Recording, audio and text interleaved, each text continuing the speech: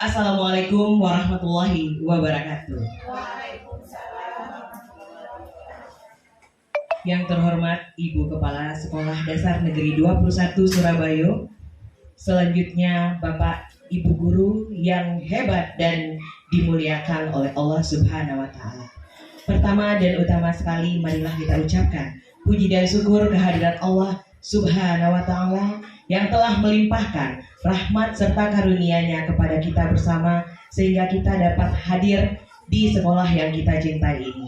Selanjutnya, salawat beserta salam tak lupa kita sampaikan kepada junjungan kita Nabi besar Muhammad Sallallahu Alaihi Wasallam. Baiklah, pada hari ini saya sebagai protokol akan membuka acara sosialisasi modul 1 dari Bapak Maimon Hidayat tentang budaya positif. Baiklah Bapak Ibu hebat sekalian, hari ini Bapak Maimon Hidayat selaku narasumber akan berbagi ilmu kepada kita semua tentang budaya positif. Kepada Bapak Maimon dipersilakan.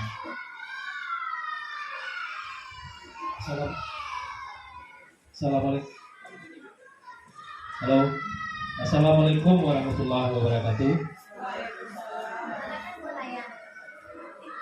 Terima kasih kita ucapkan kepada Ibu Devi Rizalfi yang telah membuka acara yaitu sosialisasi modul 1 calon guru penggerak angkatan ke-7 Kabupaten Langkat.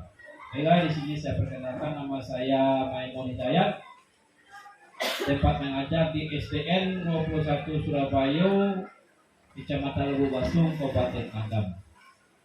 Di sini saya berperan sebagai calon guru penggerak angkatan 7 Kabupaten Agam. Terima kasih Bapak Ibu telah hadir kepada dalam ruang ini dalam rangka sosialisasi. Di sini bagaimana yang telah saya pelajari, mungkin sama-sama kita telah tahu bahwasanya program pendidikan guru penggerak itu merupakan program pengembangan keprofesian berkelanjutan melalui pelatihan kegiatan kolektif guru. Itu dia yang PPGP. Kemudian pendidikan guru penggerak merupakan program pendidikan kepemimpinan bagi guru menjadi pemimpin pembelajaran.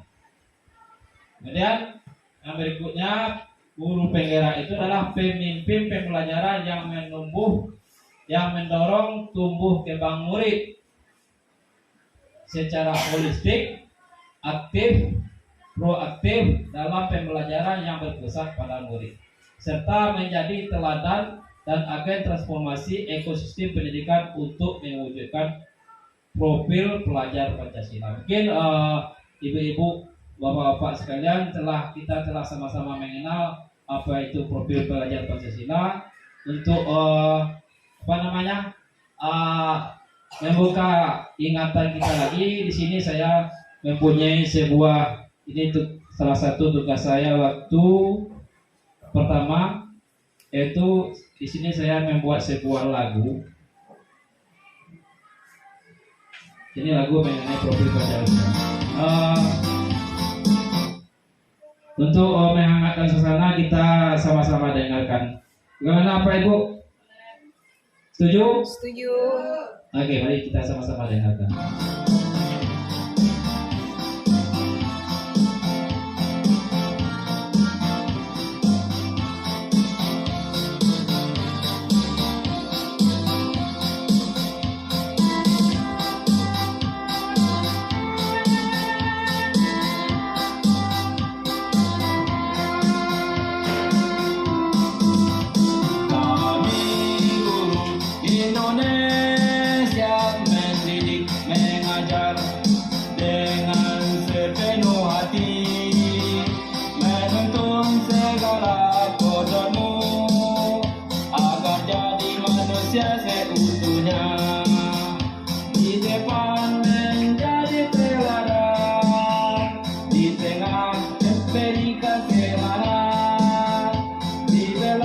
Memberikan dorongan sesuai kodak alam dan zamannya.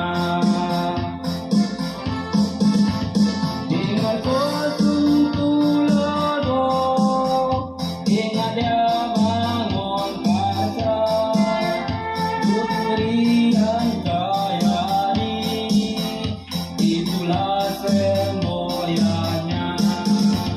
Ganilah potensi dirimu, kembangkanlah kreativitasmu, berpegang pada budaya lokalmu dalam menyongsong abad 21.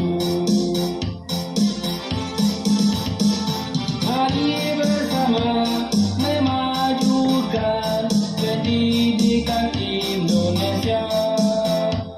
Merdeka belajar, hebat kita karya dan karsa. Diperbeti taat beragama, wujudkan profil pelajar Pancasila.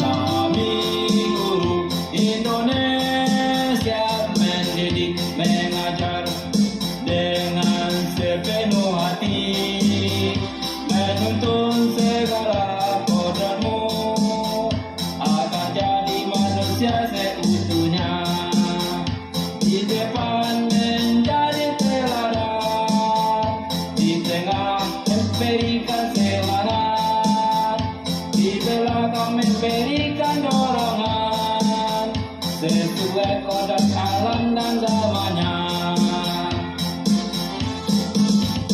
Ingat sosum tulodo, ingat dia bangun kasa, Putri Handayani, itulah semboyannya. Ganilah potensi dirimu, kembangkanlah kreativitasmu, berpegang pada budaya lokalmu dalam menyongsong abad 21. Mari bersama memajukan pendidikan Indonesia. Merdeka belajar, hebat kita karya dan karsa. Diperbeti taat beragama, wujudkan profil pelajar Pancasila. Itulah. Beri tepuk tangannya, Bu. Ini udah lama membuatnya nih. Salah satu bentuk tugas memberikan pesan bagaimana yang profil pelajar Pancasila. Oke, Ibu-ibu, kita lanjut pada materi selanjutnya. Jadi tujuan program ini adalah tujuan program ini adalah memberikan bekal kepada para guru berupa kemampuan kepemimpinan, pembelajaran, dan pedagogi, sehingga harapannya mampu menggerakkan komunitas belajar dengan baik, baik di luar sekolah maupun di dalam sekolah. Ini mungkin dalam sekolah salah satu yang kita lakukan seperti ini. Saya sebagai calon guru penggerak mentransfer atau mengimbaskan ilmu yang saya dapat. Ini salah satu bentuk pengembangan dalam lingkungan sekolah. Kemudian di luar lingkungan sekolah, mungkin kita di KKG telah dibentuk timnya, ya Bu Pi. Apa namanya tim Bu Pi? Tim pengembang guru penggerak di KKG. Insya Allah programnya telah disusun. Setelah ini kita jalankan. Mungkin di semua guru penggerak di gugus 2 ini akan berkumpul, berkolaborasi memberi ilmu apa yang yang mereka dapat untuk diimbaskan ke guru-guru se-gugus 2 Kecamatan Lubuk Itu yang di luar lingkungan sekolah, seperti salah satunya di wadah KKG. Kemudian selain itu, guru penggerak memiliki potensi menjadi pemimpin pendidikan yang mewujudkan rasa aman, nyaman, kebahagiaan peserta didik ketika berada di lingkungan sekolah. Jadi dengan ilmu-ilmu yang telah didapat sehingga dapat menciptakan suasana yang aman, yang menyenangkan bagi murid. Yang dulunya kita salah pemahaman bagaimana menghadapi murid, sekarang kita telah tahu bagaimana kita menghadapi murid yang sesungguhnya sehingga murid itu merasa aman, nyaman, dan menyenangkan berada di sekolah. Mungkin itu salah satunya. Kita lanjut. Dalam modul yang dipelajari dalam PGP ini, yaitu modul 1 baru. Modul 1 itu modul paradigma dan visi guru penggerak. Yang 1A-nya itu atau 1 refleksi filosofi pendidikan Ki Hajar Dewantara. Yang 2-nya nilai-nilai dan peran guru penggerak. Kemudian yang ketiganya visi guru penggerak. Kemudian yang 1/4-nya budaya positif. Ini yang telah kami pelajari CGP Angkatan 7. Insya Allah akan masuk pada modul yang kedua lagi. Kemudian modul praktik pembelajaran dan modul pemimpin pembelajaran. Jadi ada banyak manfaat guru penggerak. Salah satunya ada berapa banyak nih? Ini mengembangkan kompetensi dalam loka karya bersama. Ini dapat kita lakukan di KKG atau KKG mini di sekolah seperti saat sekarang ini. Kemudian meningkatkan kompetensi sebagai pemimpin pembelajaran yang berpusat pada murid. Jadi guru penggerak itu salah satu agen atau pemimpin pembelajaran yang dapat menggerakkan rekan-rekan sejawatnya dalam pemimpin pembelajaran, bagaimana pembelajaran itu yang berpusat kepada murid. Kemudian pengalaman belajar mandiri dan kelompok terbimbing terstruktur dalam penyelenggaraannya. Di sini kita dibimbing oleh seorang pengajar praktek dan seorang fasilitator. Di sini kita selalu berkolaborasi dengan Bapak Ibu tersebut sesuai dengan LMS yang telah tersedia. Kemudian pengalaman belajar bersama dengan rekan guru yang lain sama-sama yang lolos program guru penggerak. Jadi dalam melaksanakan tugas kita selalu berkolaborasi bersama-sama dengan rekan yang sama-sama lolos atau satu angkatan dengan guru penggerak atau bahkan dengan senior angkatan-angkatan sebelumnya yang telah dahulu daripada kita. Kemudian pengalaman mendapat bimbingan atau monitoring dari pengajar praktek. Ini seperti yang kemarin telah berapa kali ini PP Ibu Dewi Endrek ini, kalau tidak salah sudah 3 kali. Kemarin yang dah ke sini lagi yang kita mengisi angket itu, kita yang berdiskusi 5 orang guru, 2 orang siswa, kepala sekolah. Kemarin ya Buder, masih nggak Buder kemarin? Ya, itu dia salah satu yang kemudian kita lanjut. Di sini kita mendapatkan komunitas belajar baru. Mungkin kita di sini berkelompok, banyak kita punya kelompok-kelompok belajar nanti. Kemudian insya Allah setelah lulus seperti teman-teman kita yang angkatan 4 yang telah lulus, mereka mendapat sertifikat, yaitu nilainya kalau tidak salah itu 306 jam pembelajaran yang berupa piagam dari guru penggerak. Ini banyak manfaatnya nih Pak Ibu. Kemudian selama pendidikan dan pendamping mendapat bantuan paket data atau pelatihan online. Jadi alhamdulillah kita sebagai calon guru penggerak ini selama pendidikan mendapat bantuan pulsa dari pemerintah Insya Allah dah masuk ke HP kita itu lebih kurang 450.000. Mungkin yang pulsa itu nanti bisa kita ubah menjadi paket internet atau paket combo. Alhamdulillah dengan bantuan pulsa tersebut kita dapat selalu mendapat jaringan dimanapun kita berada. Karena kita guru penggerak ini kegiatannya bisa dibilang 24 jam. Di mana saja, kapan saja, baik di rumah. Ini dia tidak kaku, tidak terlalu seperti tatap muka. Kemudian biaya transportasi, konsumsi, akomodasi jika diperlukan. Ini alhamdulillah kita dapat seperti kita laksanakan Lokakarya 0, Lokakarya 1. Alhamdulillah untuk berikutnya Lokakarya 2 dan berikutnya kita dapat bantuan, dapat transportasi, konsumsi, dan akomodasi. Kita lanjut, ini ya. Mungkin Bapak Ibu kita tidak asing dengan wajah ini, Bapak ini. Iya, Bu Rara, ini adalah Bapak Ki Hajar Dewantara. Dia adalah Bapak Pendidikan Republik Indonesia. Jadi Ki Hajar Dewantara membedakan kata pendidikan dengan pengajaran. Ternyata pendidikan dan pengajaran itu beda.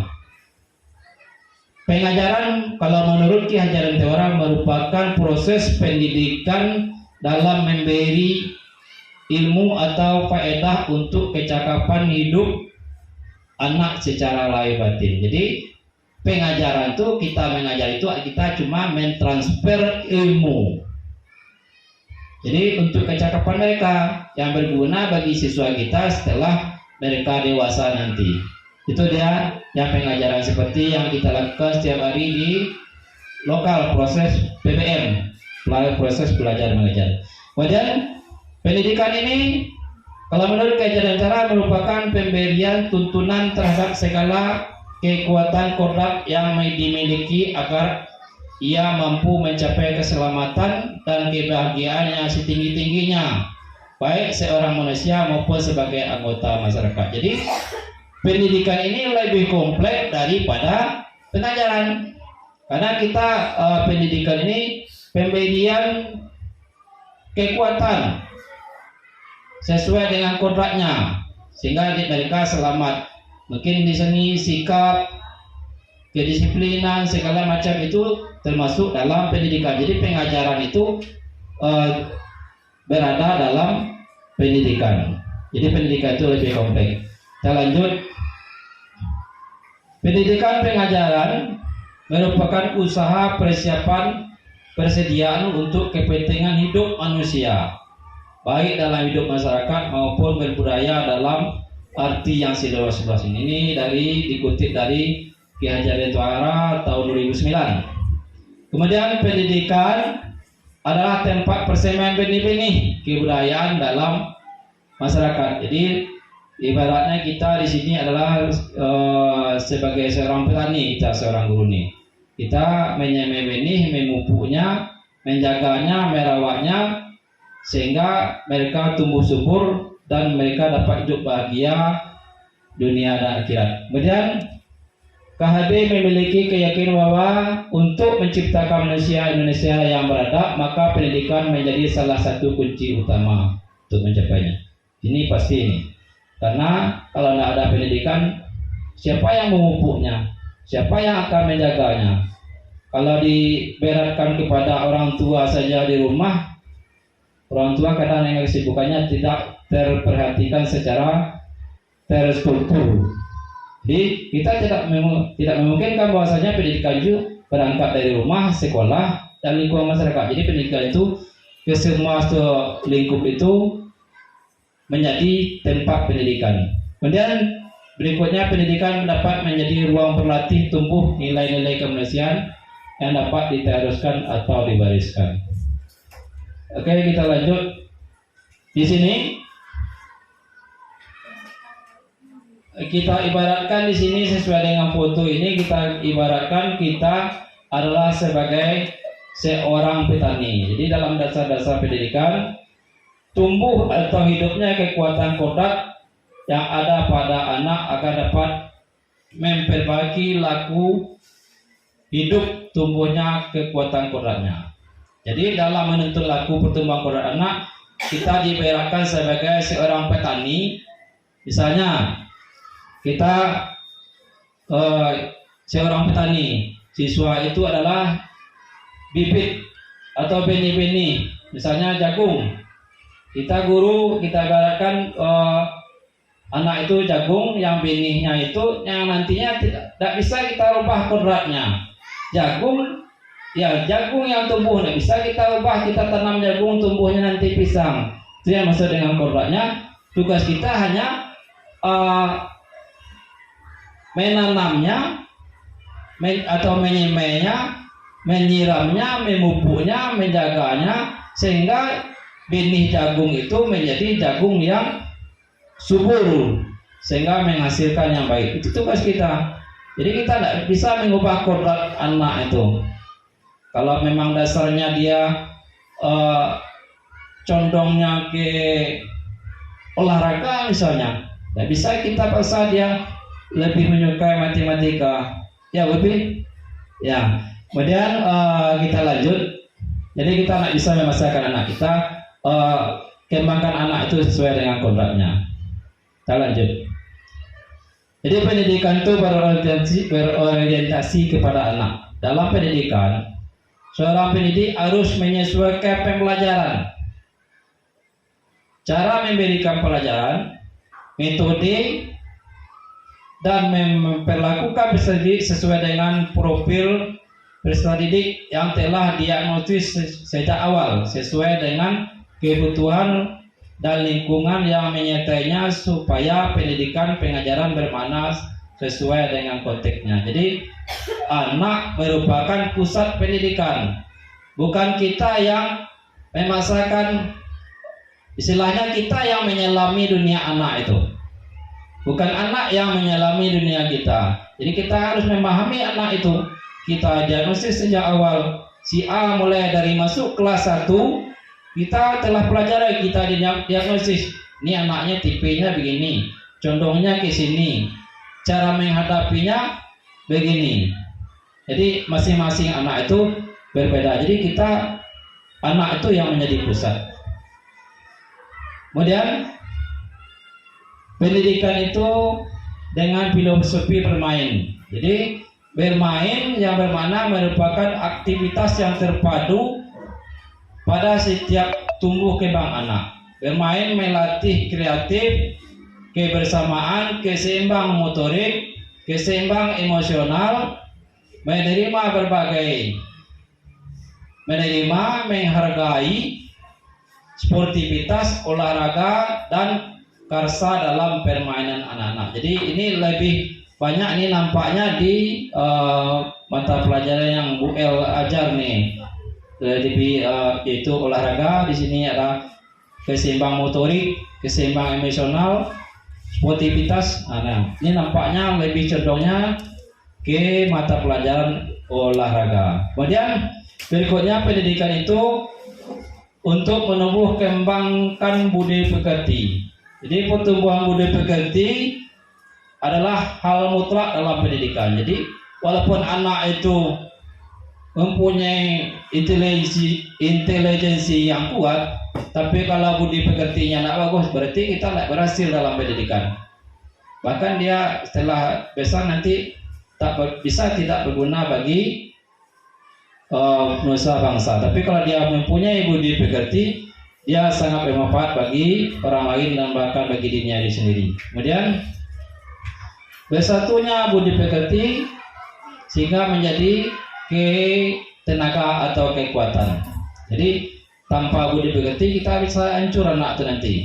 Negara ini tanpa kita mengajar anak, tanpa diiringi dengan budi pekerti, setelah dia dewasa, setelah mereka berkuasa, nanti bisa-bisa negara kita ini hancur tanpa diiringi dengan budi pekerti.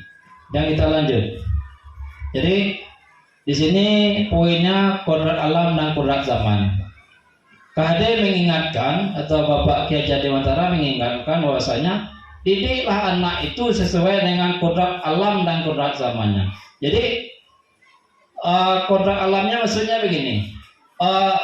Anak yang di lingkungan pedesaan, anak dengan di perkotaan seperti di Jakarta itu berbeda kita cara menghadapinya. Jangan samakan anak yang di Papua, anak yang di Aceh, anak yang di Sulawesi, itu kodrat alamnya berbeda-beda. Jadi kita di sini mendidik anak itu sesuai dengan kodrat alamnya. Kemudian kodrat zaman, jangan samakan kita mendidik anak zaman waktu kita kecil dulu dengan kodrat anak zaman sekarang. Sungguh jauh berbeda itu. Sekarang dunia telah era globalisasi, era digitalisasi, kita juga harus mengiringi. Nanti takutnya kita tertinggal dari anak-anak. Anak yang sudah lihai mencari sumber-sumber pembelajaran di media internet, ya benar. Sementara kita masih tertinggal, kita masih pakai gaya-gaya lama. Jadi itu maksudnya kita mengajar itu sesuai dengan kodrat alam dan kodrat zamannya. Jadi sekarang setelah di zaman digital, ya kita harus terjun ke dunia digital sehingga kita tidak tertinggal dari zaman sekarang ini. Kemudian budi pekerti menurut Ki Hajar Dewantara, budi pekerti atau watak atau karakter merupakan perpaduan antara gerak pikiran, perasaan, kehendak atau kemauan sehingga menimbulkan tenaga. Budi pekerti juga dapat diartikan sebagai perpaduan antara cipta, rasa, karsa sehingga menciptakan karya atau psikomotor. Itu yang budi pekerti. Kita lanjut. Di sini Ki Hajar Dewantara mempunyai trilogi pendidikan yang sudah sering terdengar di telinga kita. Ada istilah namanya Ingarso Song Tulodo, Ingandio Mangungkarso, Tut Uri Handayani. Dia ada 3 itu. Itu makanya dikatakan trilogi. Jadi sebagaimana kita ketahui, Ingarso Song Tulodo itu kita sebagai seorang guru, kalau kita berada di depan, kita adalah sebagai yang dicontoh, digugu dan ditiru. Jadi semua tindakan kita ini akan menjadi contoh atau pedoman bagi murid. Kemudian ingat dia mengurasa, pada saat kita berada di tengah-tengah peserta didik, kita harus menciptakan ide atau gagasan. Jadi ide-ide itu atau gagasan itu kalau saat sekarang ini banyak kita ambil dari dunia digital, dunia internet itu. Jadi kalau kita pakai saja tidak sesuai dengan kodrat, kembali kita ke permasalahan tadi, tidak sesuai dengan kodrat zamannya, maka di sini kita akan susah sini nanti.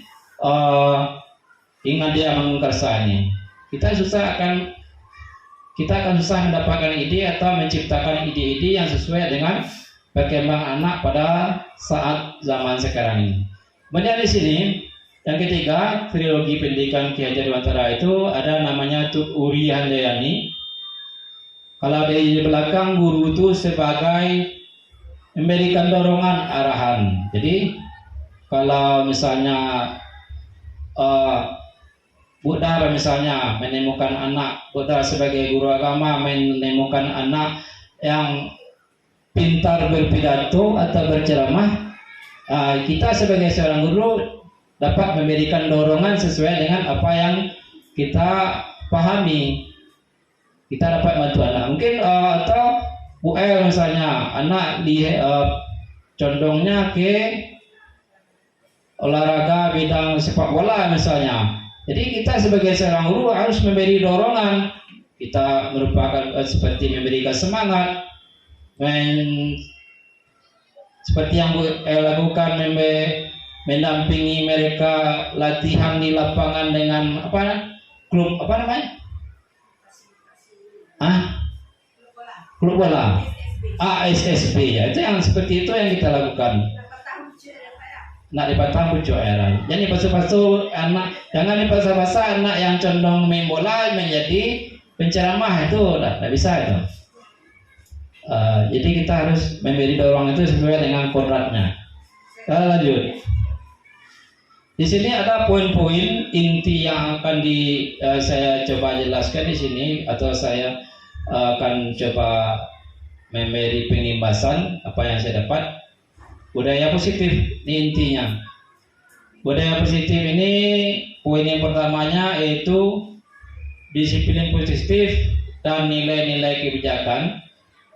Kemudian teori motivasi, hukuman dan penghargaan restitusi. Kemudian keyakinan kelas, ini yang ketiga. Kemudian yang keempat, kebutuhan dasar manusia, dunia dan dunia berkualitas. 1, 2, 3, 4. Yang kelima ini restitusi, posisi 5 kontrol. Kemudian terakhir segitiga restitusi. Jadi di sini akan kita coba uraikan satu persatu. Kembali kita tentu kita berpikir apa itu disiplin. Nah, poin yang pertama disiplin positif. Tentu kita berpikir apa itu yang positif, yang disiplin. Mungkin ibu-ibu ada yang tahu. Oh, datang tepat waktu.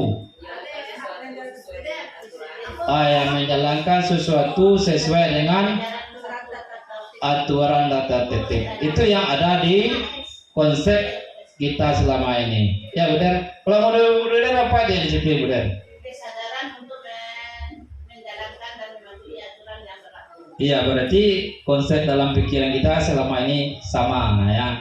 Jadi kita lihat pula bagaimana makna disiplin. Jadi sebagaimana kita pelajari bahwa bahasa disiplin itu berasal dari bahasa Latin. Apa ini tulisannya? Disiplinia. Disiplina, yang artinya belajar. Pada makna asal dari kata ini berkonotasi dengan disiplin diri dari murid menurut Socrates dan Plato. Kemudian disiplin diri membuat orang mengali potensinya menuju sebuah tujuan yang dihargai. Namun dalam budaya kita, makna disiplin telah berubah menjadi sesuatu yang dilakukan seorang pada orang lain untuk mendapatkan kepatuhan. Ini yang kita pahami, ya. Kepatuhan, kecenderungan umum adalah menghubungkan disiplin dengan ketidaknyamanan. Jadi dalam konsep kita selama ini kayak yang disiplin itu membuat kita tidak nyaman. Tapaso, bahasa kitanya tapaso. Jadi contoh datang pagi, disiplin. Tapaso datang pagi. Itu yang kita pahami selama ini, bukan dengan apa yang kita hargai atau pencapaian suatu tujuan yang mulia. Nah, ini di sini ada mungkin pertanyaan, bagaimana cara membuat murid disiplin? Itu pasti ada dalam kepala kita selama ini. Kita sebagai seorang guru selalu pasti ini ada dalam kepala kita masing-masing. Bagaimana cara membuat anak kita atau murid kita itu disiplin?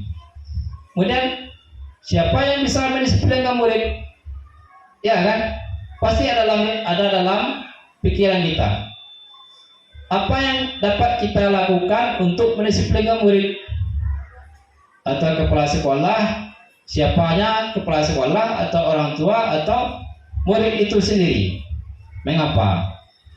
Nah, jadi itu ada dalam kepala kita. Kemudian kita coba lihat konsep disiplin itu yang bagaimana. Jadi tujuan disiplin positif itu adalah menanamkan motivasi. Nah, di sini kata intinya, menanamkan motivasi yang ketiga pada murid, yaitu menjadi orang yang mereka inginkan, menghargai diri sendiri dengan nilai-nilai kepercayaan. Kemudian berikutnya, motivasi intrinsik ini dapat berdampak jangka panjang, tidak terpengaruh hukuman atau hadiah. Mereka dapat berperilaku baik berlandaskan nilai kebijakan karena mereka ingin menjadi orang yang menjunjung tinggi nilai-nilai yang mereka hargai. Itu dia peta konsepnya. Kemudian budaya positif. Dan menurut mana kata disiplin ini menurut seorang ahli yaitu Dian Gusen dalam bukunya Restructuring, ini bahasa Inggrisnya saya agak kurang pas ya. Kalau kurang pas tolong dimaafkan saja. Bukunya Restructuring School Discipline tahun 2001. Jadi Mr. Dian ini menyatakan bahwa arti kata disiplin ini berasal dari bahasa Latin disiplinia, yang artinya belajar, juga berasal dari akar kata yang sama dengan disiplin. Jadi disiplin diri juga mempelajari bagaimana cara kita mengontrol diri. Jadi bagaimana cara kita mengontrol diri, bagaimana kita menguasai diri untuk memilih tindakan yang mengacu pada nilai-nilai yang kita hargai. Jadi di sini kita mengontrol diri, mengarah atau mengacu pada nilai-nilai yang kita hargai. Jadi sebagai pendidik, tujuan kita adalah menciptakan anak yang memiliki disiplin diri sehingga mereka bisa berperilaku dengan mengacu pada nilai-nilai kebijakan universal dan memiliki motivasi intrinsik bukan ekstrinsik. Jadi motivasi dalam diri ini yang kita tanamkan, bukan dari pengaruh dari luar. Jadi kita lanjut. Kemudian kita kaji pula sedikit mengenai budaya, kan budaya disiplin. Perlu pula kita pahami bagaimana yang budaya. Jadi menurut Bapak seorang ahli, Bapak Kucara Ningrat, ini orang Indonesia nih, benar? Kalau si Pak Gusten tadi orang luar negeri ya, ini dari orang Jawa ini lihat namanya. Budaya adalah keseluruhan sistem gagasan, tindakan dan hasil kerja manusia dalam rangka kehidupan masyarakat yang dijadikan milik dari diri manusia dengan belajar. Itu arti budaya menurut Bapak Kucara Ningrat. Mungkin kita sepakat dengan ini ya. Karena dalam kepala kita, dalam mindset kita, budaya itu memang seperti yang dituliskan oleh Bapak Kucara Ningrat. Kita lanjut. Jadi budaya positif di sekolah ini berisi kebiasaan-kebiasaan yang disepakati bersama untuk dijalankan dalam waktu yang lama. Jadi kita kebiasaan positif ini juga membudaya, maka nilai-nilai karakter yang diharapkan akan terbentuk dalam diri anak. Jadi budaya positif ini adalah kebiasaan yang kita sepakati bersama. Sebagai contoh, kita sepakat hari Senin anak pakai baju merah putih, pakai dasi lengkap. Kita sepakat dengan anak dulu. Kalau kita dengan siswa tidak sepakat, maka kebiasaan disiplin itu tidak bisa akan dapat berjalan. Kita aja yang sepakat, anak tidak sepakat. Kemudian kita sepakat tidak langsung pulang setelah belajar salat, seperti yang Budar sepakati dengan anak-anak Budar.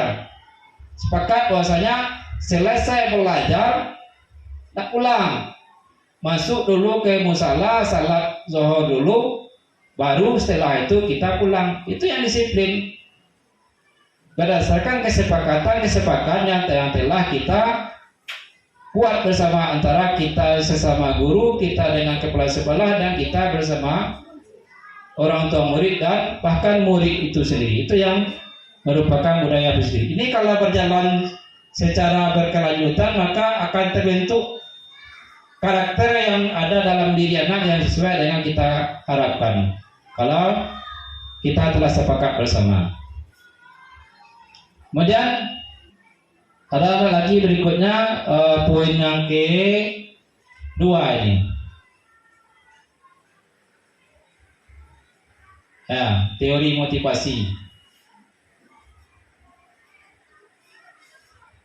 Nah, nih, motivasi perilaku manusia. Di sini motivasi ini kita dalam diri kita ini kita termotivasi melakukan sesuatu karena ada 3 motivasi. Mungkin untuk salah satunya untuk menghindari ketidaknyamanan atau hukuman. Ini pasti ada dalam diri manusia. Di sini tingkat terendah dalam motivasi perilaku manusia. Dia Mungkin kita contohkan di sini, kita sebagai seorang guru menghindari ketidaknyamanan atau hukuman. Seorang guru datang terlambat, dia datang pagi, motivasinya karena takut mendapat hukuman atau ditegur oleh kepala sekolah. Mungkin sebagai contoh, Beni datang pagi. Beni motivasi dalam dirinya datang pagi. Ini contoh Beni ya. Contohnya Beni motivasinya segan sama kepala sekolah atau takut kena marah oleh kepala sekolah. Ini motivasi yang tingkat terendah nih. Ini mudah-mudahan ini ada dalam diri kita. Ya, kita lanjut untuk ini yang kedua. Motivasi kita manusia itu untuk mendapat imbalan atau penghargaan. Mungkin kita yang contoh ini juga lah, karena ada terlanjur contoh ini. Ini selalu datang pagi, mungkin ingin dapat pujian. Penghargaan sama hadiah itu kan tidak berupa uang. Pujian itu juga kan hadiah juga. Mungkin ini motivasinya dalam dirinya datang pagi itu untuk mendapat penghargaan atau supaya disenangi oleh kelas sekolah karena selalu datang pagi. Ini tingkat motivasi yang pertama baru. Kalau yang tadi itu menghindari hukuman itu tingkat yang terendah. Ini baru tingkat yang pertama. Di sini orang berperilaku untuk mendapat imbalan atau penghargaan dari orang lain. Orang dengan motivasi ini akan bertanya, apa yang akan saya dapatkan apabila saya melakukannya? Jadi karena barang sesuatu dia melakukan sesuatu. Mereka melakukan sebuah tindakan untuk mendapat pujian dari orang lain yang menurut mereka penting dan mereka letakkan dalam dunia berkualitas mereka. Mereka juga melakukan sesuatu untuk mendapatkan hadiah atau pengakuan, bahkan imbalan. Itu dia. Ini baru tingkat yang pertama. Tingkat berikutnya, ini dia. Yang ketiga nih. Yang ketiga nih. Ini yang pertama, untuk menghindari ketidaknyamanan. Yang kedua, untuk penghargaan atau imbalan. Ini yang ketiga, untuk menjadi orang yang mereka inginkan dan menghargai diri sendiri dengan nilai yang mereka percaya. Jadi motivasi yang ketiga ini yang paling bagus. Dia untuk menghargai nilai-nilai dirinya sendiri. Jadi ini yang paling bagus nih. Orang ini dengan motivasi ini akan bertanya, akan menjadi orang seperti apa bila saya melakukannya. Contoh lagi terlanjur ini contohnya dua, yang ketiga ini juga lah. Mungkin seperti yang dikatakan Budar di belakang, dia melakukan sesuatu itu, disiplin itu karena lillahi ta'ala, karena Allah Ta'ala. Kalau dia tidak melakukan ini akan jadi apa? Ini dia yang ketiga, mereka melakukan karena nilai yang mereka yakini dan hargai, dan mereka melakukannya karena mereka menjadi orang yang melakukan nilai-nilai yang mereka yakini tersebut. Ini adalah motivasi membuat seorang menjadi disiplin positif. Ini yang disiplin positif ini yang ketiga ini. Karena motivasi berperilakunya bersifat internal. Jadi motivasinya bukan karena siapa-siapa, karena dalam kesadaran diri kita sendiri. Ini yang paling bagus ini. Kita lanjut. Jadi di sini kita lihat yang ketiga ada tadi mana ini?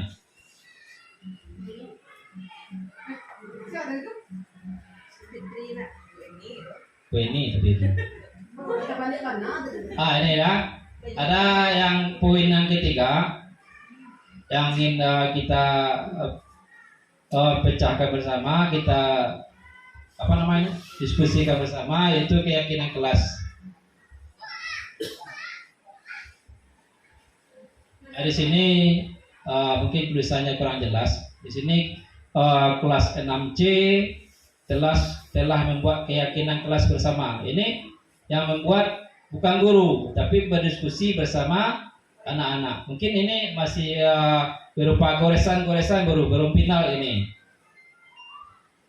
Ini belum diseleksi semuanya, belum diperbaiki kalimatnya yang positif. Jadi apa pula itu keyakinan kelas? Kenapa ada peraturan kelas? Jadi keyakinan kelas di sini. Jadi keyakinan kelas itu setiap tindakan atau perilaku yang kita lakukan di dalam kelas dapat menentukan terciptanya sebuah lingkungan positif.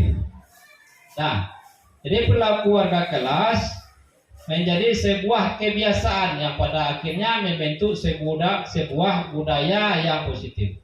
Jadi untuk terbentuknya budaya positif, pertama-tama kita ciptakan kesepakatan yang kita yakini atau prinsip-prinsip dasar bersama antara para warga kelas. Jadi kita membuat kesepakatan dengan murid, guru dengan murid, itu yang disebut dengan keyakinan kelas. Bagaimana prinsip-prinsip bersama yang kita bersama warga kelas.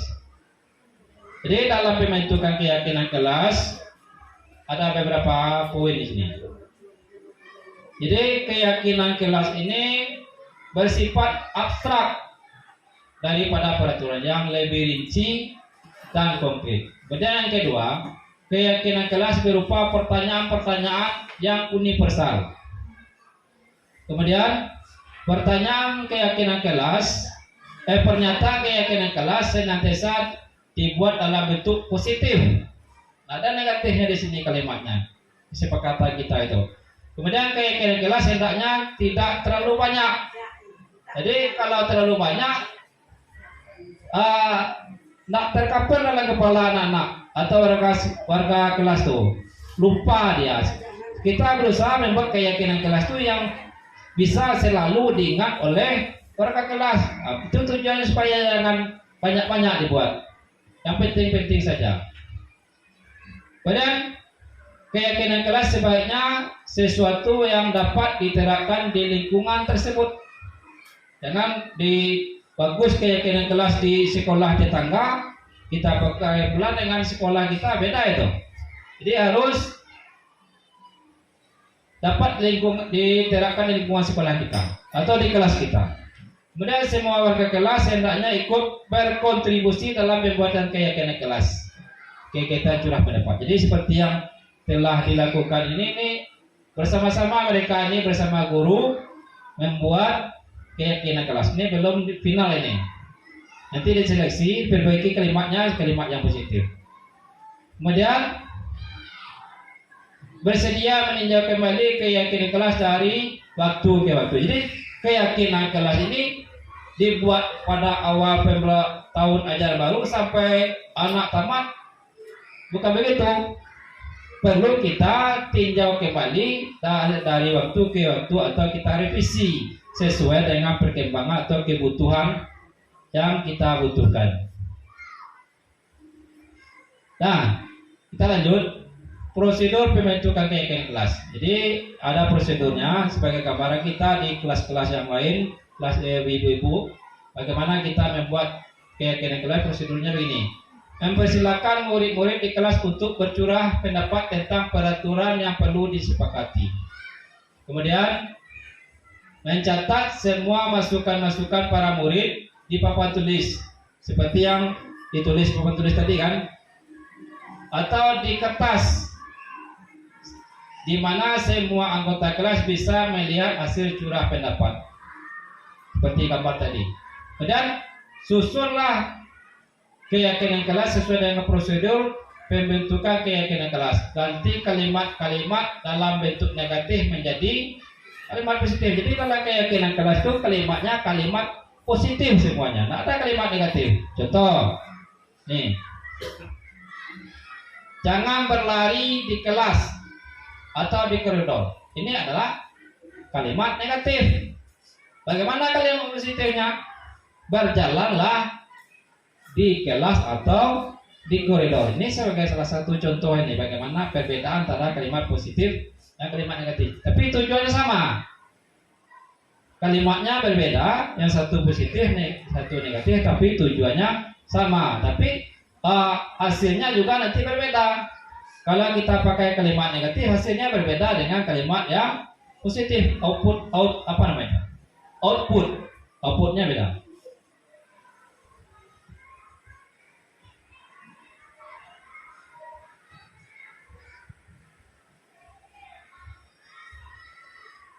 Nah ini kita lanjut ya.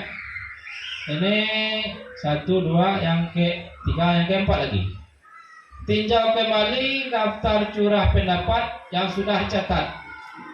Anda mungkin akan mendapati bahwa pernyataan yang tertulis di sana masih banyak berupa peraturan-peraturan, bukan keyakinan. Kemudian selanjutnya ajak murid untuk menemukan nilai kebajikan atau keyakinan yang menjadi inti dari peraturan tersebut. Contoh, berjalan di kelas, dengarkan guru, datanglah tepat waktu, bisa disarikan menjadi keyakinan kelas, yaitu keyakinan untuk saling menghormati atau nilai kebajikan hormat. Keyakinan inilah yang dijadikan daftar untuk disepakati. Kemudian kegiatan ini juga merupakan peralihan dari bentuk peraturan ke keyakinan kelas. Kita lanjut yang berikutnya. Jadi keyakinan kelas ini ditinjau ulang secara bersama-sama. Setelah beberapa peraturan telah disatukan menjadi beberapa keyakinan, maka jumlah butir pertanyaan keyakinan kelas akan berkurang. Sebaiknya keyakinan kelas tidak terlalu banyak. Mungkin berkisar dari 3 sampai 7. 7 dulu dah terlalu banyak. Kalau lewat dari 7 takutnya tak ingat sama anak lagi, tak tercover sama anak. Bila mana terlalu banyak, warga kelas akan sulit mengingatnya. Itu udah pasti itu. Jadi kita usahakan keyakinan kelas itu bisa selalu bisa diingat dimanapun mereka berada.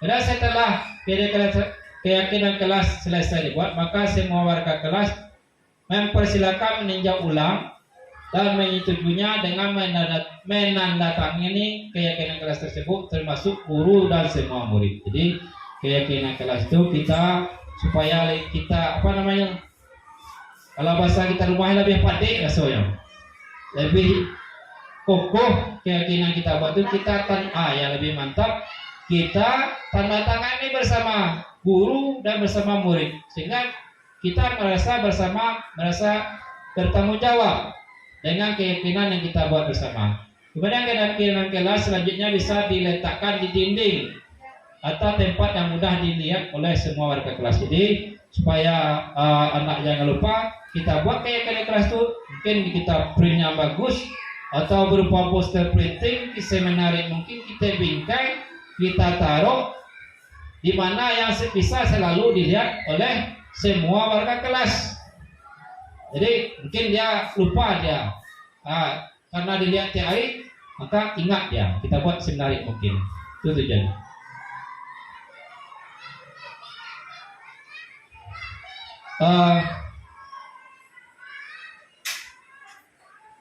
Di sini saya telah mencobakan bagaimana menjalankan keyakinan kelas dengan prinsip restitusi. Ini ada 2 kasus. Mungkin untuk lebih jelasnya kita coba lihat rekaman ini yang telah dilakukan ini secara bersama-sama sehingga kita menjadi lebih memahaminya. Selamat siang.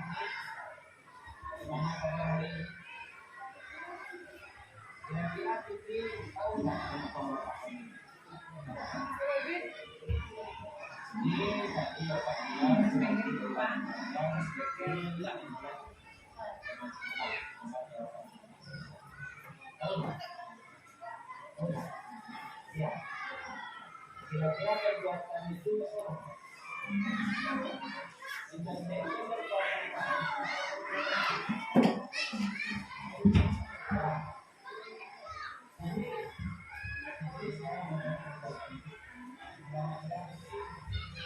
bagaimana kabar hari ini? Kira-kira Fitri tahu nggak kenapa Bapak?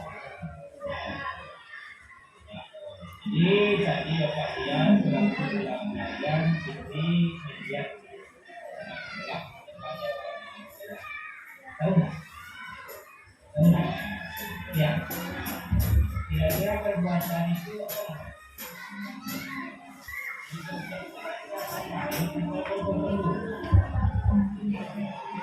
Nah, jadi sekarang mau tahu perbuatan itu sudah apa? Kira-kira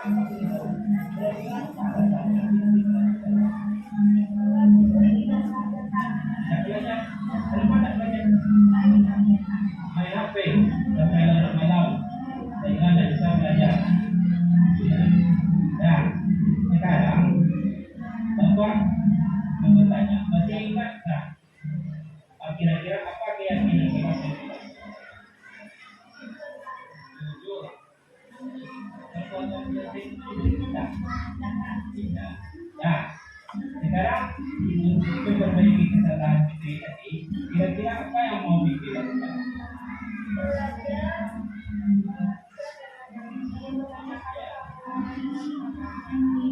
Itu.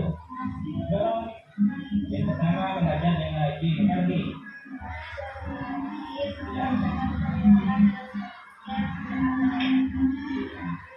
Yakin melanjutkan itu. Jadi berdasarkan keyakinan itu, kira-kira Putri bisa kapan bisa melakukan? Sanggup, bisa. Jadi supaya dengan dia apa yang dilakukan, Fitri bisa menjadi anak yang jujur, anak yang dapat membanggakan orang tua. Bisa? Sanggup? Nah, sekarang Fitri sudah menyadari di mana kesalahannya dan mampu untuk diperbaikannya.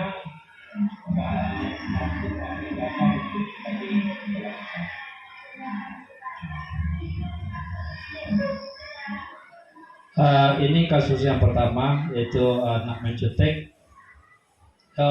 Dia menyadari bahwasanya mencontek itu perbuatan bagus. Jadi supaya dia tidak menyontek, dia mencari solusinya sendiri berdasarkan keyakinan kelas yang dibuat bersama. Ini kasus yang kedua.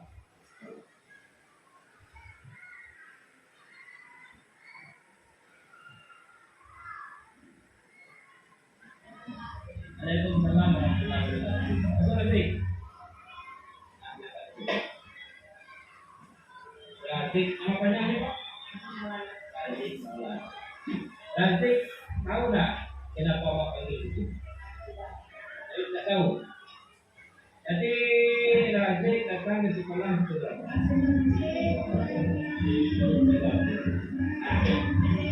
Ingat kita dulu buat kesempatan jelas, keyakinan jelas.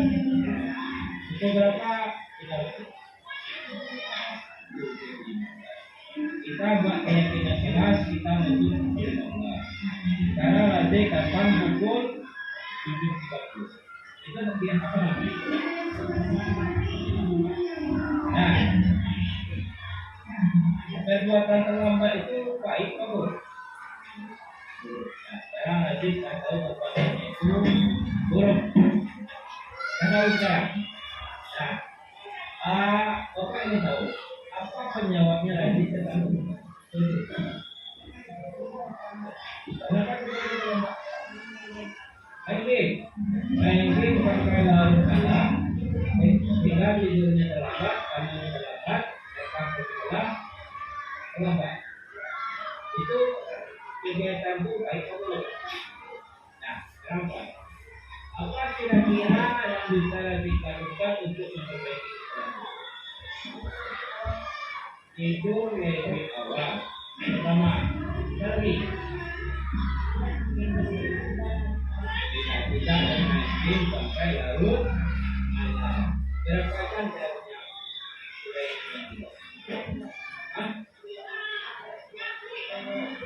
Dua jam.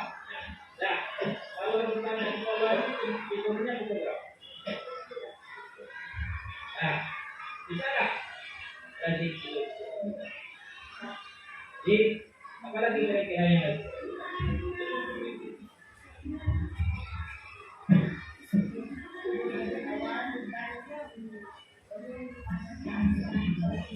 Bangunkan sampai.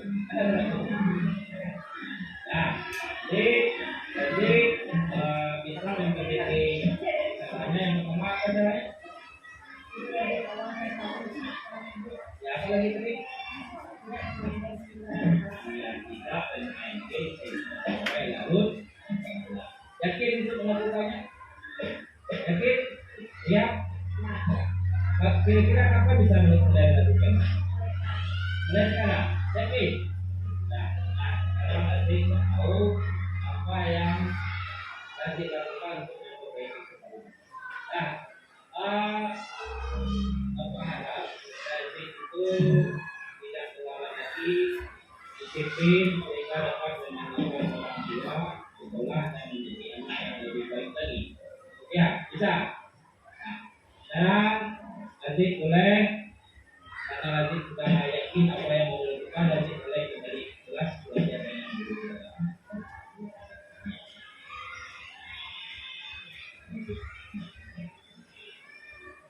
Mungkin kita lanjut video berikutnya.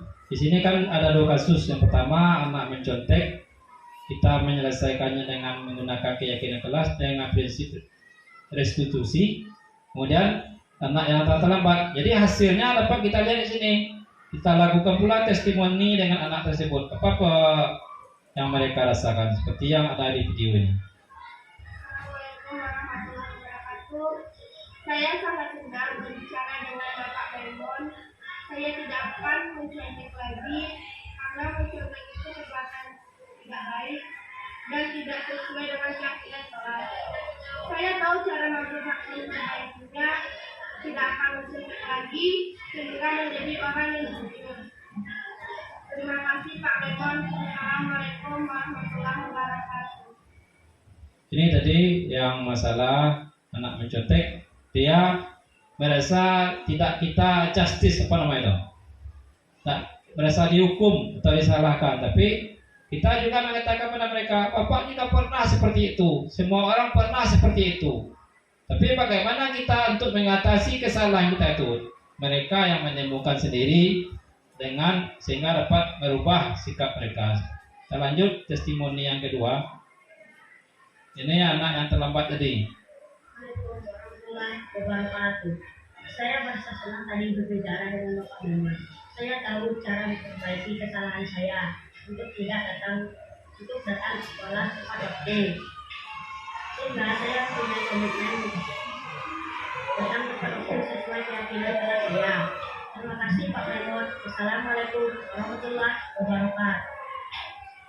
Jadi berdasarkan kasus yang dua itu kita menggunakan keyakinan kelas, penanganannya dengan prinsip restitusi, segitiga restitusi, sehingga anak di sini merasa tidak dihakimi, mereka merasa senang sehingga mereka dapat menyelesaikan masalah mereka sendiri dengan baik, sehingga mereka berubah menjadi ke arah yang lebih baik.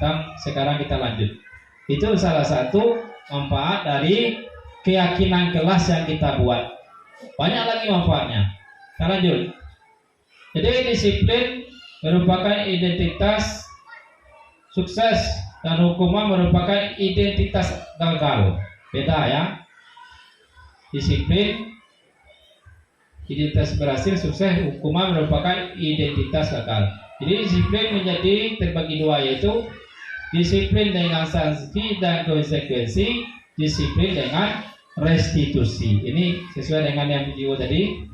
Jadi ini gagal semuanya. Sesuai dengan tabel yang ada di depan sini, identitas gagal, hukuman ini outputnya gagal semuanya. Sedangkan disiplin ada terbagi, identitas berhasil itu disiplin. Disiplin itu terbagi menjadi dua, yaitu sanksi atau konsekuensi. Yang keduanya yang lebih bagusnya adalah restitusi. Bagaimana pula sebagai contoh di sini? Contoh, hukuman, suatu yang menyakitkan harus terjadi. Dimanapun, siapapun yang namanya hukuman itu pasti menyakitkan. Kita kan juga pernah menjadi murid. Dihukum guru itu kan menyakitkan bagi kita. Sehingga bahkan setelah kita menjadi seorang guru pula, kita masih dendam atau ada beberapa murid yang masih merasa dendam kepada gurunya, membekas di dalam jiwa mereka. Kemudian kalau sanksi konsekuensi ini merupakan yang harus terjadi. Sedangkan restitusi adalah merupakan pilihan. Sanksi dan hukuman tidak sama. Sanksi dengan hukum beda, Bunda. Yang kemudian kita lanjut, hukuman tidak nyaman untuk murid untuk jangka waktu panjang. Ini hukuman, hanya anak disuruh berlari keliling lapangan karena terlambat, ini tak nyaman bagi anak. Sedangkan konsekuensi karena kesalahannya mereka kan harus berlari. Jadi ya tidak nyaman untuk jangka pendek. Tapi kalau restitusi bisa menguatkan anak dalam jangka panjang. Kita tidak menghukum dia, tidak memberi konsekuensi, kita merestitusi, menanyakan kepada anak apa permasalahannya kalau dia terlambat. Mungkin dia berkadang malam, mungkin dia terlalu asik nonton atau main game. Kita restitusi di sini, kita cari permasalahannya.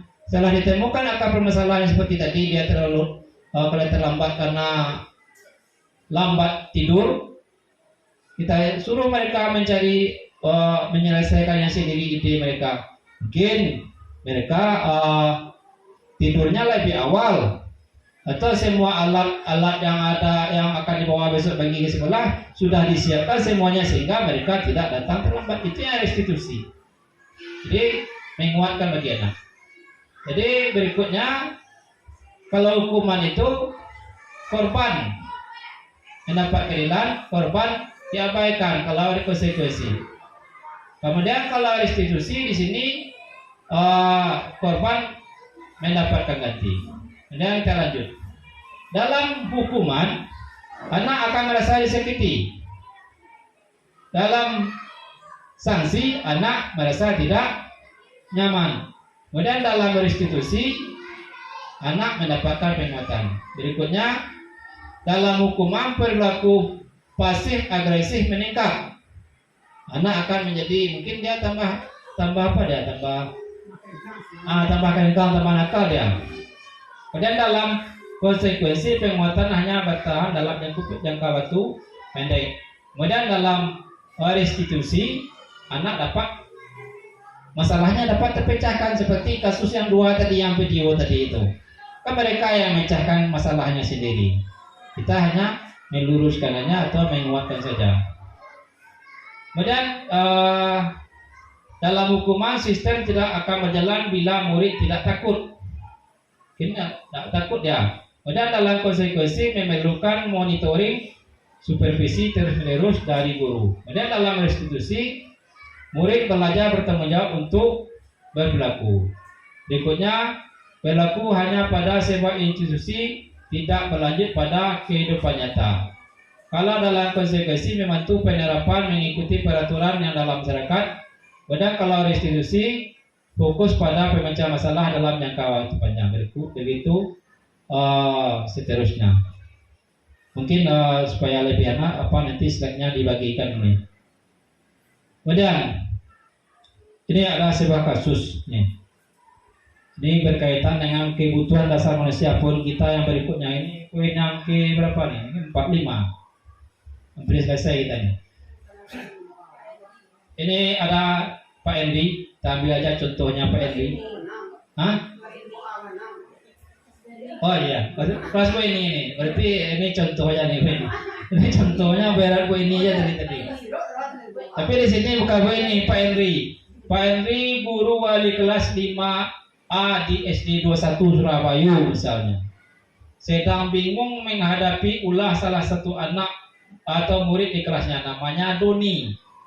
Beberapa anak di kelas 5A telah datang padanya dan mengeluhkan Doni seringkali meminta bekal makanan siang dengan paksa.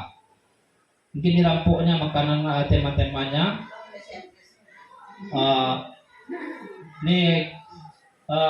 Anda kan dah terlalu sharing. Kemudian jika menghadapi situasi seperti ini, Pak Henry, apa yang akan dilakukan?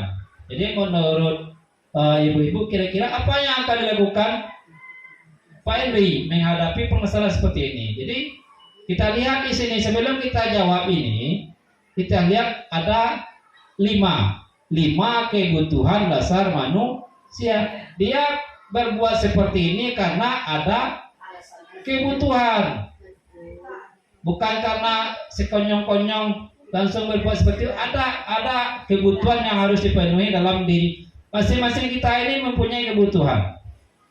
Ini yang pertama. Masing kita manusia ini mempunyai 5 kebutuhan dasar manusia, yaitu kebutuhan bertahan hidup. Ini yang paling dasar ini. Ada kebutuhan diterima, dicintai dan dikasih. Yang ketiga, ini mungkin cari perhatian yang benar ya. Kemudian penguasaan, mungkin untuk menguasai orang lain, ini maksudnya. Kemudian kebebasan. Yang terakhir kebutuhan merasa senang. Nah ini, seluruh tindakan manusia memiliki tujuan tertentu. Jadi apa yang dilakukan manusia itu ada tujuan. Semua yang kita lakukan adalah usaha terbaik kita untuk mendapatkan apa yang kita inginkan. Ketika mendapatkan apa yang kita inginkan, sebetulnya saat itu kita sedang memenuhi satu dari kebutuhan dasar kita. Ya, ini bagannya. Mungkin kalau kita istilahkan dalam bahasa Inggrisnya, ada yang kebutuhan dasar yang pertama ini. Apa yang pertama tadi? Bertahan hidup. Ini istilahnya survival namanya. Bertahan hidup.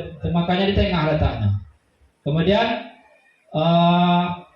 mendapat perhatian ini, kasih sayang, belonging.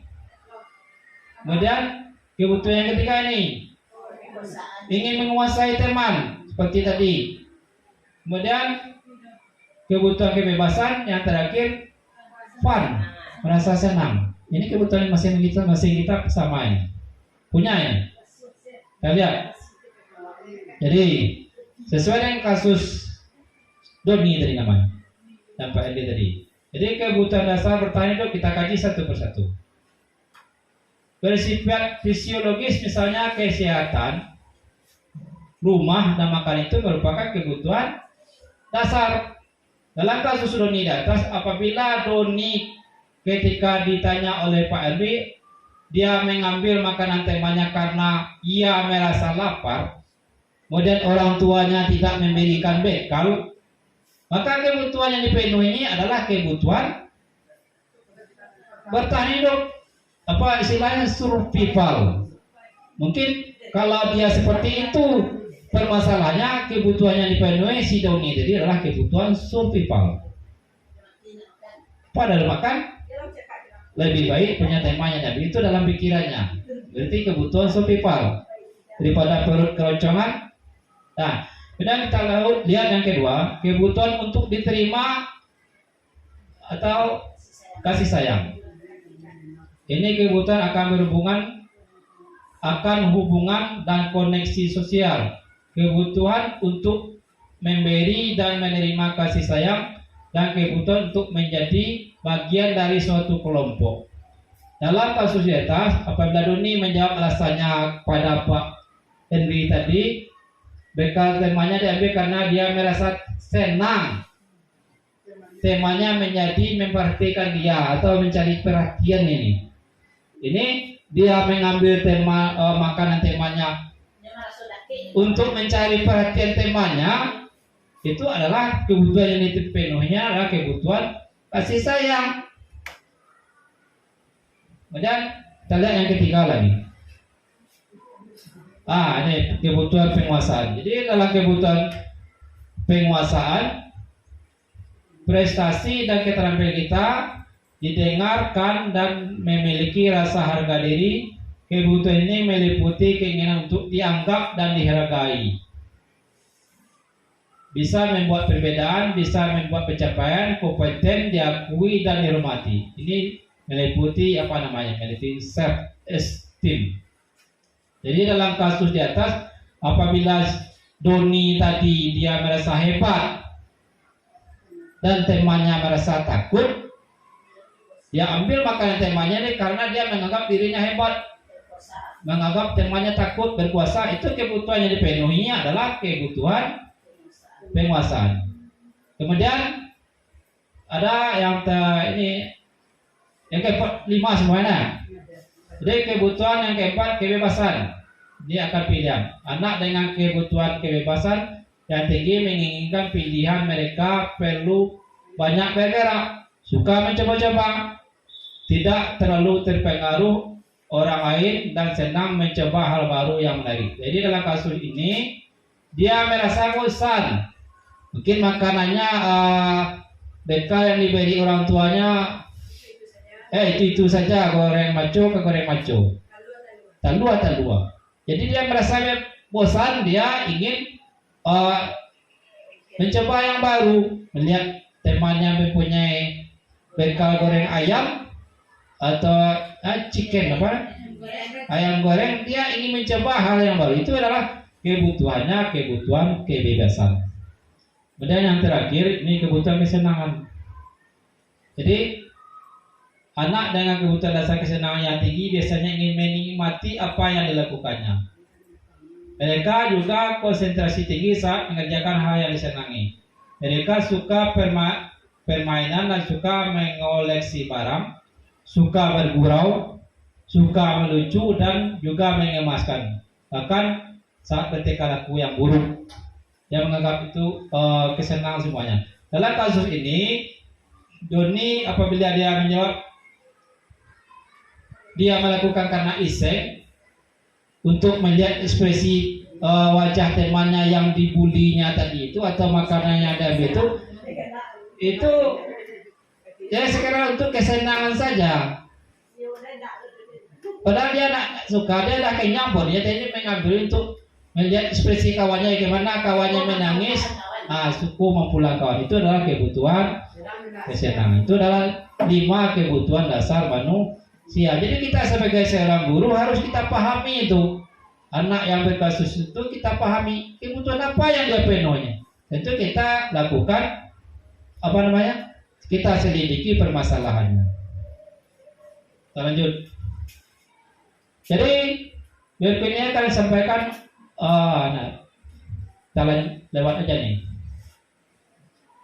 Perlu nih. Kemudian yang berikutnya akan disampaikan model disiplin yang berpusat pada murid yang dikembangkan oleh Tien Gosen dengan pendekatan restitusi yang disebut dengan 5 posisi kontrol. Jadi yang 5 posisi kontrol itu ada namanya penghukum, ada namanya pembuat orang merasa bersalah, ada yang ketiga teman, yang keempat monitor atau pemantau, yang terakhir manajer. Jadi di antara kelima-lima ini mana yang paling bagus nih? Nanti kita lihat. Jadi motivasi 1, ini yang penghukum, pembuat merasa bersalah, teman, pemantau, manajer. Jadi yang penghukum, pembuat merasa bersalah itu perilaku negatif ini. Ya masih termasuk dalam eksternal nih. Kemudian teman dan pemantau perilaku positif masih motivasi eksternal.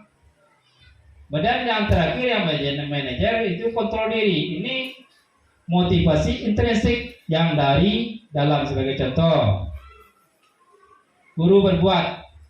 Kalau penghukum guru menghardik, menunjuk guru, menyakiti, menyindir, ini termasuk dalam penghukum ini. Kemudian menunjuk. Kemudian pembuat murid merasa bersalah, guru berceramah menunjukkan kekecewaan yang mendalam. Mungkin ini pernah juga kita lakukan ini.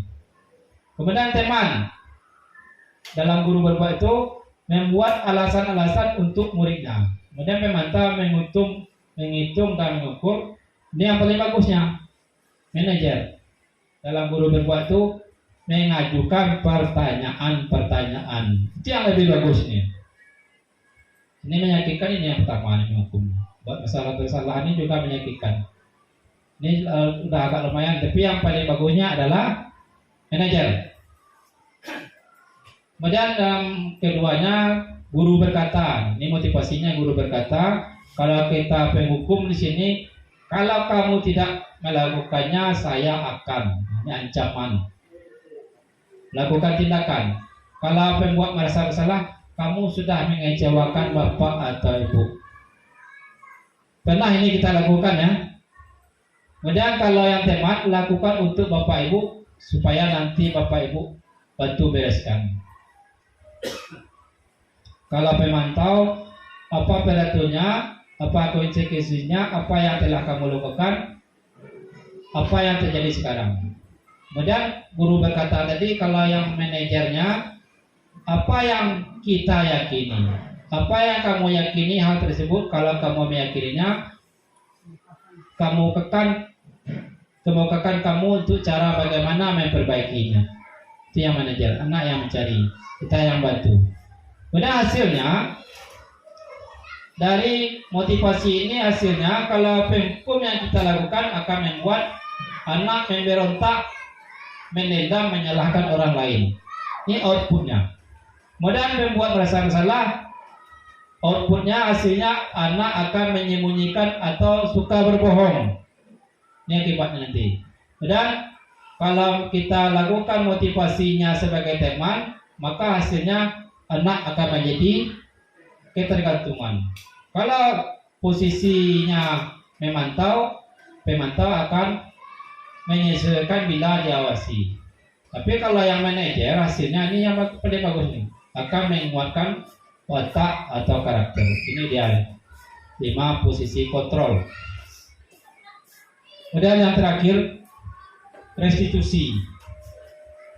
Sebuah cara menanamkan disiplin pada murid itu disebut adalah restitusi. Jadi restitusi itu adalah proses penciptaan kondisi bagi murid untuk memperbaiki kesalahan mereka sehingga mereka bisa kembali ke dalam kelompok mereka dengan karakter yang lebih puas. Ini menurut pendapat Bosen.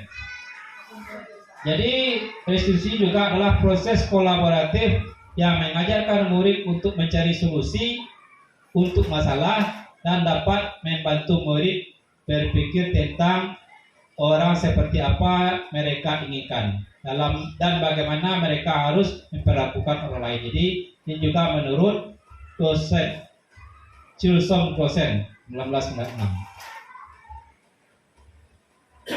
Jadi di bawah ini ada ciri-ciri restitusi yang membedakannya dengan prinsip program disiplin lainnya. Di sini restitusi bukan untuk menumbuhkan kesalahan, namun untuk belajar dari kesalahan. Kemudian restitusi memperbaiki hubungan. Yang ketiga, restitusi adalah tawaran bukan paksaan. Berikutnya, restitusi menuntun untuk melihat ke dalam diri. Kemudian restitusi mencari kebutuhan dasar yang mendasari tindakan. Berikutnya, restitusi diri adalah cara yang paling baik. Restitusi merupakan fokus pada solusi. Kemudian restitusi mengembalikan murid yang berbuat salah pada kelompoknya. Ini dia ciri-ciri restitusi. Kemudian kalau kita sering kita kenal, ini ada namanya istilahnya segitiga restitusi.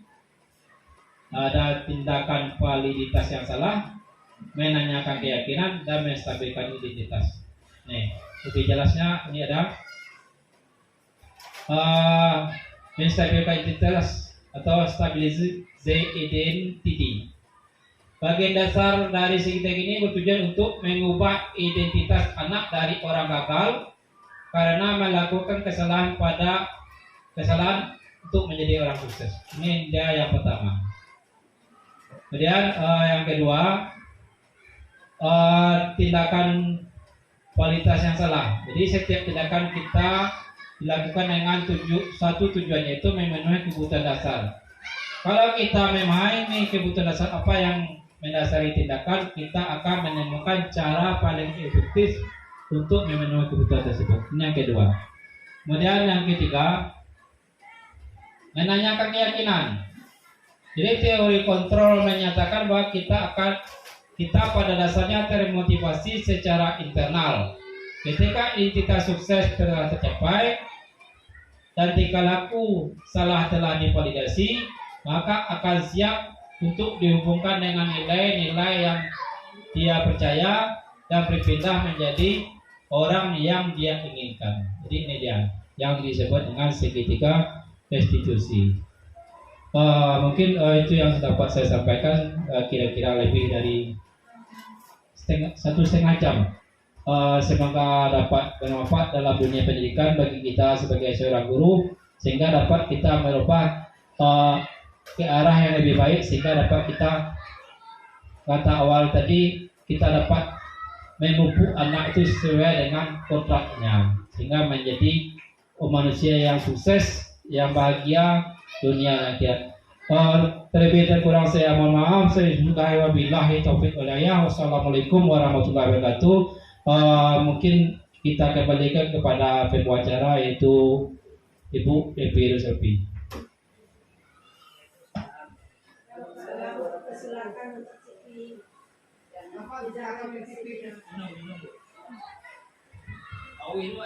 Baiklah, Ibu Guru yang berbahagia, demikianlah pemaparan tentang budaya positif dari Bapak Maimun Hidayat. Luar biasa sekali ya Bapak dan Ibu ilmunya. Tepuk tangan dulu dong untuk Pak Maimun yang sudah berbagi ilmu kepada kita semua. Dan saya sendiri merasakan bahwasanya ilmu yang dibagikan Pak Maimun ini benar-benar luar biasa. Dan mungkin besok-besok atau mulai dari ini kita jadikan pula keyakinan di diri kita untuk kita terapkan juga di pembelajaran kelas kita khususnya dan di sekolah yang kita cintai ini umumnya. Terima kasih Pak Maimun, dan kedepannya kita harapkan juga Bapak Maimun selalu berbagi dengan kita untuk hal-hal yang positif. Ditunggu Pak. Oke. Baiklah Bapak, apakah membuka pertanyaan?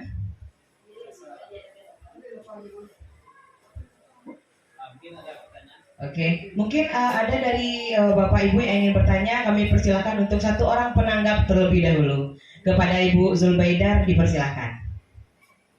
Terima kasih banyak dengan waktu yang diberikan. Mohon maaf Ibu, mungkin bisa berdiri.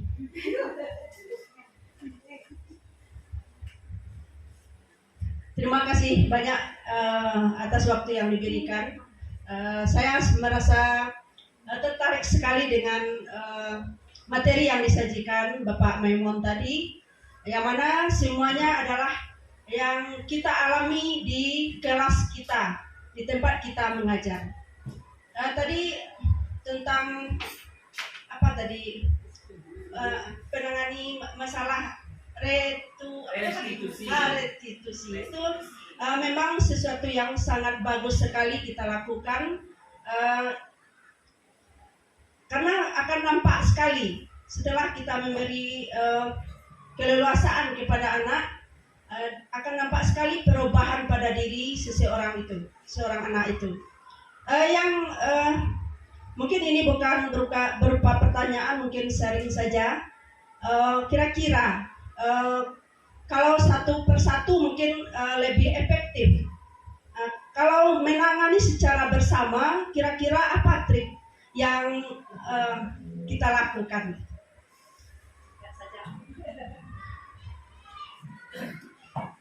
Baiklah, terima kasih kami ucapkan kepada Ibu Zulbaidar.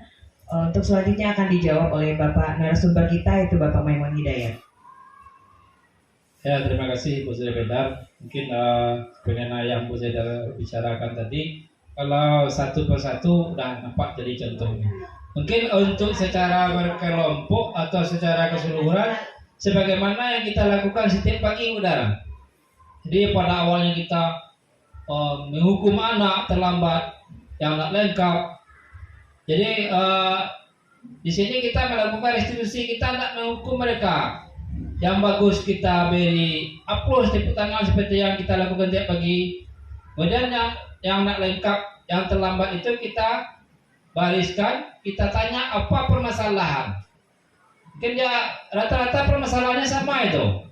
Kita tanya secara bersama, kita suruh pula mereka menjawab. Kira-kira untuk menyelesaikan masalah kalian tersebut, apa yang kalian lakukan? Kemungkinan itu jawabnya bersama ya tuh. Kalau yang tak lengkap itu pasti jawabannya lupa. Jadi kita tanya secara bersama, bagaimana supaya tidak lupa? Mereka jawab secara bersama. Jadi sebelum tidur ditaruh dulu di meja semuanya. Jadi itu seperti yang telah kita lakukan berarti. Mungkin yang terlambat itu seperti yang sudah kita lakukan, mereka jawabnya hampir sama. Bahasa mereka di rumahnya terlalu Pak. Kenapa terlambat ke sekolah? Terlalu Pak. Ditanya semuanya sama jawabannya. Jadi untuk mengatasinya kita suruh mereka secara bersama pula menjawab. Jadi itu untuk solusinya kira-kira jawaban dari saya, cara menyelesaikan restitusi yang person dengan secara berkelompok. Terima kasih Bunda.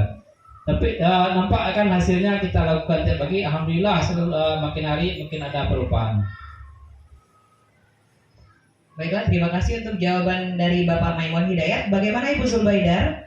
Ya, terima kasih Pak. Ya, memang itu adalah yang nomor 4 tadi yang terbagus dari yang pertama. Kalau yang pertama yang hukuman itu memang tidak ada untuk anak sebenarnya. Apalagi sekarang perlindungan anak kan. Tidak ada perundungan ya Bu. Zoom Pak itu karena kurikulum 13 nanti sampainya ada Pak. Bapak sampai masalah di sekolah sebenarnya hukuman itu untuk anak yang malah membicarakan sebenarnya. Ya, setuju. Setuju. Ya, setuju Bapak. Jadi sudah puas rasanya Ibu Sulbaidar dengan jawaban dari Bapak Maimun? Oke, terima kasih kami ucapkan kepada Ibu Sulbaidar dan Bapak Ibu guru semuanya serta Bapak Maimun Hidayat selaku narasumber. Dengan sudah puasnya Ibu Sulbaidar dengan jawaban Pak Maimun, maka saya rasa berakhir sudahlah acara seminar dari Bapak Maimun pada hari ini. Terima kasih banyak. Saya selaku pembawa acara, jika ada salah kata, saya mohon maaf. Saya akhiri dengan wabillahi taufiq wal hidayah. Assalamualaikum warahmatullahi wabarakatuh.